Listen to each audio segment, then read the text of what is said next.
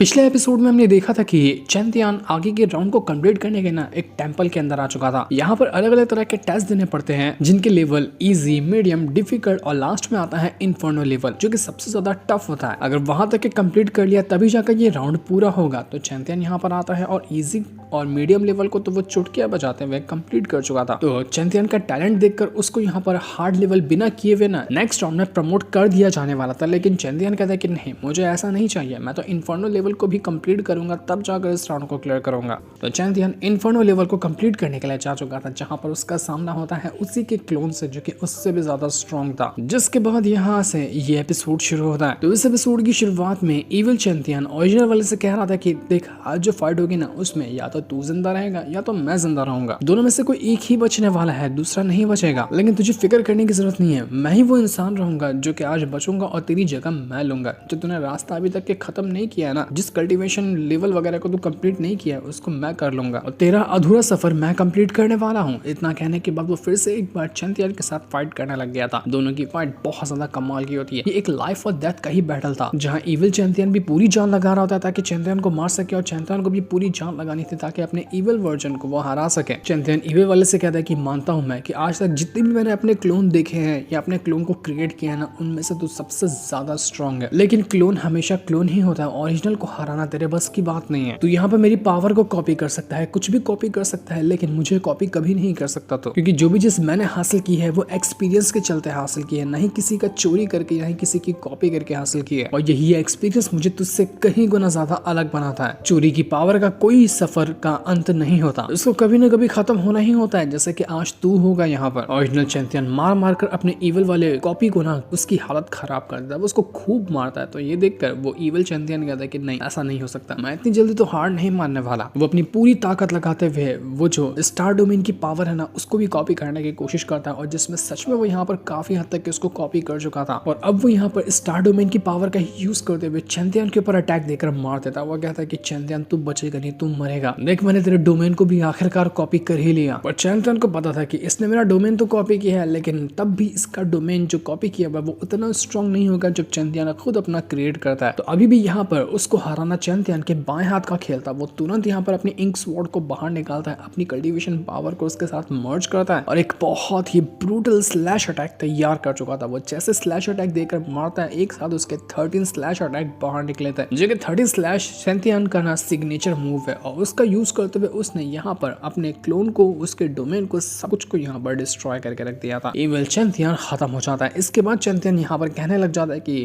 बताओ अब कि क्या मैंने अपना इन्फर्नो लेवल कंप्लीट किया या नहीं किया। तो फेरी उससे कहती कि चैंतियन, तुमने खाली अपना लेवल पास नहीं किया बल्कि इतना कमाल के तरीके से इसको लड़ा है ना, जिसके बारे में मुझे बिल्कुल भी उम्मीद नहीं थी। तुमने वो जुबा करके दिखा दिया जो कि आज तक के इससे पहले कभी भी नहीं हुआ था। तुम्हारे अलावा अब ना वो जो दांतियान है उसने, और त्यानशिया है उसने, और लियो शांग और इसी तरह के कुछ और भी टॉप के जो कल्टीवेटर है ना, उन लोगों ने भी अपना इन्फर्नो लेवल जो है उसको कंप्लीट किया। टोटल 5 ही ऐसे लोग बाहर निकल कर आए हैं जिन्होंने अपना इन्फर्नो लेवल कंप्लीट किया, बाकी सब तो हार्ड में ही हार मान लिए या फिर मुश्किल से उसको पास कर पाए। तो चैंतियन कहता है कि अरे यार, मुझे तो लगा था कि अकेला मैं ही होऊंगा जो इन्फर्नो लेवल को कंप्लीट किया होगा। मानना पड़ेगा इस बार जितने भी लोग आए हैं ना इस कंपटीशन में पार्टिसिपेट करने के लिए, सब एक से बढ़कर एक बंदे हैं। वो बहुत अच्छी टक्कर देने वाले हैं मुझे, इसलिए मुझे खुद को ना तैयार रखना पड़ेगा जब उनके साथ मेरा मुकाबला होगा उसमें। तो फेरी कहती कि अरे नहीं नहीं, दिल छोटा क्यों कर रहे हो, तुम सबसे अलग हो, तुमने सबसे अजूबा काम किया है। पता है कैसे? तुमने जो अपने टेस्ट की टाइप को चुना है ना वो स्ट्रेंथ था, लेकिन बाकी ने जो चुना है वो अपनी कल्टीवेशन पावर या स्पिरिचुअल पावर को था, जो कि वो ना उतना हार्ड नहीं होता है जितना कि हार्ड तुमने क्लियर किया है। तुमने जो अपनी स्ट्रेंथ के दम पर इन्फर्नो लेवल कंप्लीट किया ना, वो हिस्ट्री में पहली बार हुआ है। बाकी वो वाला तो पहले भी हो चुका था, इसलिए दिल छोटा मत करो, खुश रहो कि तुमने अजूबा किया है यहाँ पर। तो चैंतियन कहते कि अरे वाह, चलो सुकून तो मिला, वरना मुझे लगा था कि मैं तो बाकियों के जैसे ही रह गया, मैंने कुछ अजूबा करके दिखाया ही नहीं।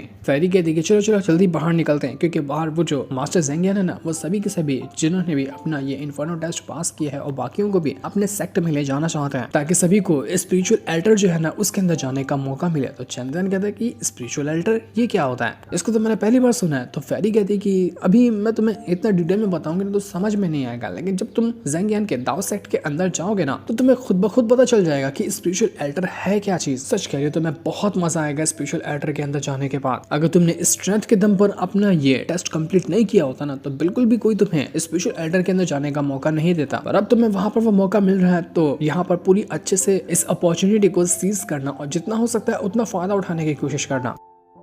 तो ये सुनकर चैंपियन काफी ज्यादा खुश हो जाता है कि चलो अच्छी बात है, कुछ तो लगता है कि कमाल की चीज हाथ लगने वाली है। इसके बाद चैंपियन जो था वो उस टेंपल के अंदर से बाहर निकल कर आ जाता है, जहाँ पर पहले ही काफी सारे लोग मौजूद थे जिन लोगों ने अपना अलग अलग हिसाब से टेस्ट को पूरा किया था। सभी लोग ये चीज देखकर कहने लग जाते कि अरे चैंपियन को तो देखो, इसने भी अपना इन्फर्नो टेस्ट लेवल को पार किया। अब चैंपियन ने भी इन्फर्नो लेवल को पार किया तो अब तक सिर्फ 5 ही ऐसे लोग बाहर निकल गए हैं जिन्होंने अपना इन्फर्नो लेवल पार किया, बाकी कोई भी ये काम कर ही नहीं पाया। लेकिन इनमें तो हमें अभी भी लगता है कि त्यान शियाओ जो है ना वही सबसे ज्यादा कमाल होगा, क्योंकि सबसे आसान तरीके से उसने अपना इन्फर्नो टेस्ट को कंप्लीट किया है और सबसे पहले वही बाहर निकल कर आया। उसी की वजह से तो यहाँ पर दाव सेट के जितने भी टॉप के कल्टीवेटर वगैरह और एल्डर वगैरह है ना वो यहाँ पर पहुंचे थे ताकि देख सके कि इस बार कंपटीशन में कितने टैलेंटेड लोग पहुंचे हैं। लेकिन यहाँ पर आने के बाद जितने भी मास्टर वगैरह थे ना उनका ध्यान चला गया था चैंपियन के ऊपर, क्योंकि चैंपियन जितने भी लोग इस टेस्ट को पास किए हैं उनमें से सबसे कम एज का है और सबसे कमाल के तरीके से उसने ही अपना इन्फर्नो टेस्ट को कंप्लीट किया था। चैंपियन के मास्टर से कहने लग जाते कि अरे चैंपियन तुम क्या कर रहे थे, तुम कितने टाइम से अंदर घुसे हुए थे, मुझे तो लगा कि तुम अंदर जाकर सो गए, जल्दी आना चाहिए था ना बाहर, हम कब से तुम्हारा इंतजार कर रहे थे। तो चैंपियन भी कहता कि अरे नहीं, कुछ छोटा सा मैटर हो गया था, उसको कंप्लीट करके बाहर निकल कर आया हूँ। इसके बाद वहां पर मास्टर ज़ेंगियान भी आकर पहुंच जाते हैं। वो किसी के ऊपर भी ध्यान नहीं देते, सबसे पहले जाते हैं चैंपियन के पास और उससे कहना चाहते हैं कि चैंपियन तुमने जो स्ट्रेंथ के दम पर अपना इन्फर्नो लेवल को कंप्लीट किया ना, मेरा दिल खुश हो गया तुम्हें देखकर, मैं तुमसे बहुत ज्यादा इंप्रेस हूँ। मैंने बिल्कुल नहीं सोचा था कि कभी भी मुझे ऐसा कोई बंदा देखने मिलेगा जो इतना ज्यादा टैलेंटेड होगा। तुम्हारी अलग ही बात है। फ्यूचर में तुम्हें कभी भी किसी भी चीज की जरूरत होगी ना मुझसे कहना, मैं तुम्हारे लिए हर वो चीज कर दूंगा। मैं तुम्हें बस और ज्यादा स्ट्रॉन्ग देखना चाहता हूँ। तुम मेरे दाव सेट के अंदर आना और जो तुम्हें चाहिए रहेगा वो आकर मुझसे मांग लेना, मैं तुम्हें हर वो चीज दूंगा। तो ये देखकर बाकी के जितने भी बंदे थे ना उनका दिमाग खराब हो जाता है, उनको जलन होने लग गई थी कि यार ये क्या हुआ, ये तो अच्छी बात नहीं है कि मास्टर खाली चैंपियन पे ध्यान दे रहे हैं। हमने भी तो इतनी मेहनत से टेस्ट को कंप्लीट किया लेकिन वो हमें देख भी नहीं रहे, सारा ध्यान तो उनका चैंपियन की तरफ ही है। तो मास्टर वगैरह जो है ना बाकी के डिसाइपल जो अपना दिल छोटा कर चुके थे उनसे कहना चाहते कि देखो तुम लोगों को दिल छोटा करने की जरूरत नहीं है, जिसने भी अपना टेस्ट को पास किया ना वो सच में एक्स्ट्राऑर्डिनरी इंसान है, क्योंकि ये टेस्ट वगैरह पास करना इजी नहीं था। एक बार बस ये कंपटीशन खत्म हो जाए उसके बाद हम तुम्हें ऑफर देते हैं कि अगर तुम्हें हमारा दाव सेट ज्वाइन करना है तो बिंदास तुम कर पाओगे। कंपटीशन को जीतो, उसमें अच्छा परफॉर्मेंस दिखाओ, उसके बाद हमारे दाव सेट के गेट तुम्हारे लिए हमेशा खुले रहेंगे। लेकिन कंपटीशन खत्म होने से पहले हमारे पास तुम सबके लिए एक बहुत ही कमाल की अपॉर्चुनिटी है जो हम तुम्हें देना चाहते हैं।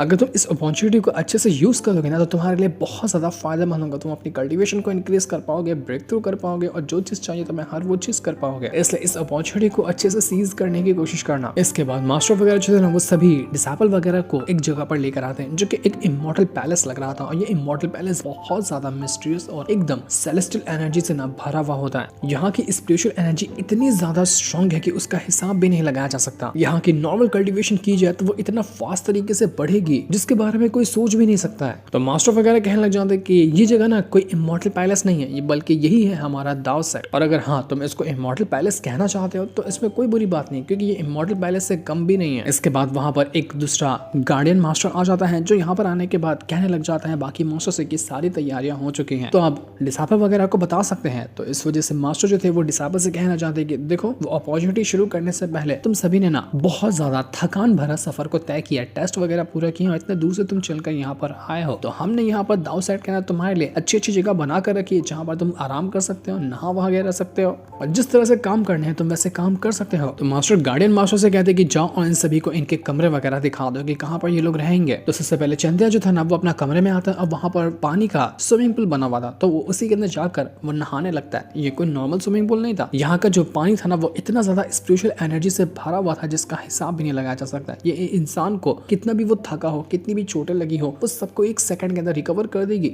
और एकदम रिफ्रेशमेंट देगी कल्टीवेटर को जो इसके अंदर नहाएगा। तो यही काम करने के लिए चैंपियन भी यहाँ पर बैठा हुआ था, उसको बहुत अच्छा लग रहा होता है। तो चैंपियन को यहाँ पर नहाता हुआ देख कर ना वो छोटू बीज होता है वो कहने लग जाता है कि चल चैंपियन तो यहाँ पर नहा रहा है, मैं जाता हूँ कोई लड़कियों को देखने के लिए, वो भी तो यहाँ पर नहा रही होंगी ना। तो ये ठरकी छोटू बीज निकल जाता है दूसरी लड़कियों को ढूंढने के लिए। तो चैंपियन उसका आवाज लगाते हुए कहता है कि अबे ठरकी बचकान है, तुझे क्या लगता है कि मुझे पता नहीं चलेगा कि तू कौन सी हरकत करने के लिए जा रहा है, चुपचाप यहीं पे खड़ा रहे वरना बहुत मारूंगा। तो छोटू बीच कहता है कि अरे नहीं नहीं तू गलत समझ रहा, मैं वो करने के लिए नहीं जा रहा था। देख ये दाव सेट कितना ज्यादा बड़ा है, ये कितना कमाल का है, तो मैं इसी को एक्सप्लोर करने जा रहा था। उनके पास तो इतनी कमाल की चीज है कि वो हर एक बंदे के लिए अलग से स्विमिंग पूल बना कर रखे हैं, वो भी स्पिरिचुअल वाटर वाला। क्या अमीर लोग हैं ये, मैं यही चेक करने के लिए जा रहा था, तूने मुझे गलत समझ लिया। तो चंदन भी वहां पर अपनी कल्टीवेशन करते करते उससे बताने लग जाता है कि तुम बात तो सही कह रहे हो, क्योंकि दाव सेट जो हमें चीज ऑफर कर रहा है ना, ये चीज बाकी की जितनी भी इंपीरियल सिटी हैं, जो भी एम्पायर वगैरह है ना, वो ये नहीं कर पाएंगे। उनके पास ना तो उतने रिसोर्सेस हैं, ना तो उनके पास उतने पैसे हैं जो कि यहाँ पर दाव सेट के कंपैरिजन में वो आ पाए। तो इनके लिए ये छोटी मोटी चीजें करना कुछ खास बात नहीं है।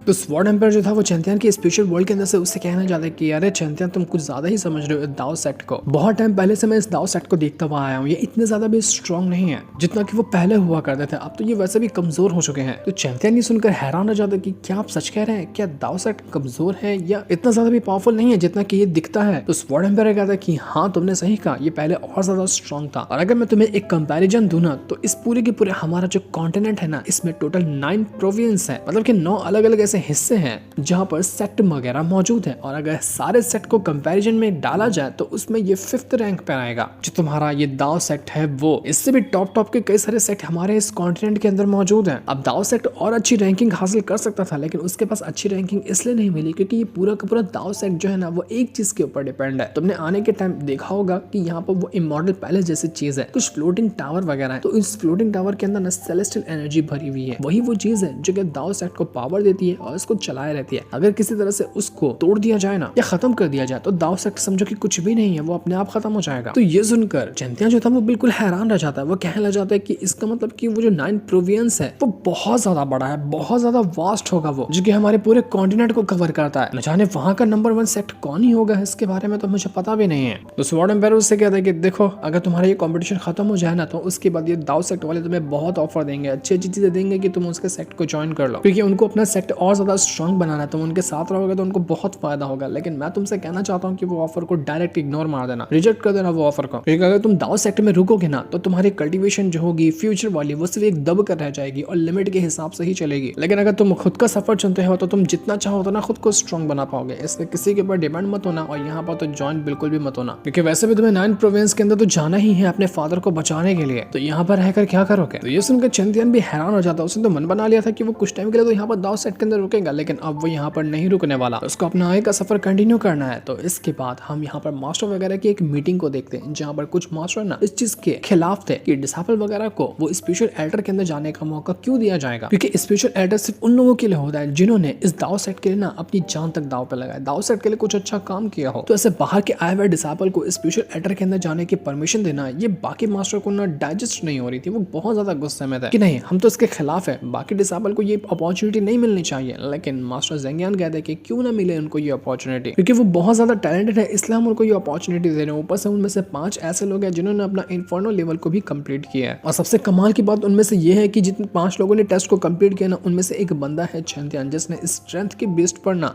अपना इन्फर्नो लेवल कंप्लीट किया, जो कि हिस्ट्री में कभी नहीं हुआ था हमारी। तो जब इतना अनोखा बंदा हमारे पास आया है तो हम उसको कैसे जाने दे सकते हैं, कैसे उसको निराश कर सकते हैं। तो इस चीज को सुनकर वो जो दाव सेट का एम्पायर था ना, वो भी काफी ज्यादा हैरान और इंप्रेस हो जाता है कि क्या तुम सच कह रहे हो, ये तो बहुत अच्छी खबर दी है तुमने, ये तो सुनकर मजा ही आ गया। लेकिन अभी भी कुछ मास्टर जो थे ना वो इस चीज के खिलाफ ही होते हैं। देखो अगर वो कुछ भी टेस्ट को कंप्लीट किया उससे हमें क्या मतलब है, लेकिन मैं इस चीज के लिए कभी परमिशन नहीं दूंगा कि उनको स्पेशल एल्डर यूज करने का मौका मिले। स्पेशल एल्डर बहुत ज्यादा कमाल की चीज है, मैं ऐसे एरे गैरे को ये यूज करने नहीं दे सकते। तो जेंगियान कहता है कि तुम्हें पता है ना कि हम यहाँ पर चैंपियन और बाकियों को क्यों इंप्रेस करना चाहते हैं, ताकि वो हमारे सेक्ट को ज्वाइन करें। अब अगर हम यहाँ पर उनको स्पेशल एल्डर के अंदर जाने का मौका देते हैं तो क्या पता उनका दिल कर जाए कि वो हमारे सेक्ट को ज्वाइन कर ले। जब इतने अच्छे अच्छे जीनियस हमारे पास आते हैं और हम उनको ऐसे भगा देंगे तो हम कैसे ही आगे बढ़ने वाले हैं, कभी नहीं आगे बढ़ पाएंगे हम। इसलिए मैं किसी भी हालत में उनको खुश करना चाहता हूँ स्पेशल एल्डर के जरिए ही, ताकि वो हमारे सेट को ज्वाइन करने का विचार अपने दिमाग में बिठा ले। तो एम्परर भी कहते हैं कि बिल्कुल मास्टर जेंगियान सही कह रहे हैं, जितने भी अभी डिसाइपल आए हैं ना, बाकियों को छोड़ो, कम से कम वो जो 5 है जिन्होंने अपना इन्फर्नो टेस्ट पास किया, किसी भी तरह से हम उन 5 को अपने सेक्ट में शामिल करके ही रहेंगे। अब उनको जो अपॉर्चुनिटी देना है, जो ट्रेजर देना है, जो देना पड़े, हम उसके लिए तैयार है, बस वो 5 हमें चाहिए। लेकिन चैंपियन ने तो सीधा सीधा रिजेक्ट मार दिया था इस ऑफर को। तो ये जानने के बाद क्या ये दाव सेक्ट वालों का दिमाग खराब होगा, क्या होने वाला है आगे, वो तो अभी हमें नहीं दिखाया जाता, वो हमें आगे के एपिसोड में पता चलेगा, जिससे को दिखाते साथ ही ये वाला एपिसोड यहीं पर एंड हो जाता है। Thanks for watching.